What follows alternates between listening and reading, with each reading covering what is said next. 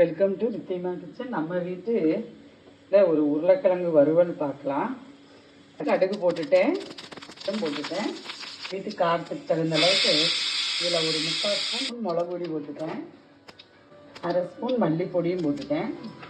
1/2 spoon மஞ்சள் பொடி. கருகிடக்கூடாது. நான் உருளைக்கிழங்க ரவுண்டாக கட் பண்ணி நல்லா காட்டன் துணியில் போட்டு வச்சுருக்கேன். தண்ணியில் நல்லா தொடச்சி ட்ரை பண்ணி வச்சுருக்கேன்.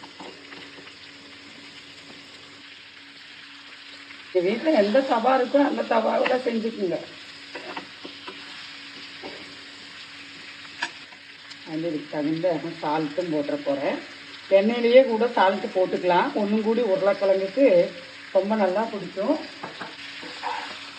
ரொம்ப ஈஸியான ரெசிபி. எல்லா வீட்லையும் செய்வீங்க. நான் மூடி போட போகிறது கிடையாது. இடையில கிண்டி விட்டுட்டு அப்படியே ரோஸ்ட் பண்ணி எடுக்க போகிறேன். பாருங்கள், உருளைக்கிழங்கு நல்லா ரோஸ்ட் ஆகிடுச்சு. இது மாதிரி செஞ்சு பாருங்கள். வெரைட்டி ரைஸ் கூட டிஃபன் பாக்ஸு ரெசிபிக்கு ரொம்ப நல்லாயிருக்கும். நன்றி, வணக்கம்.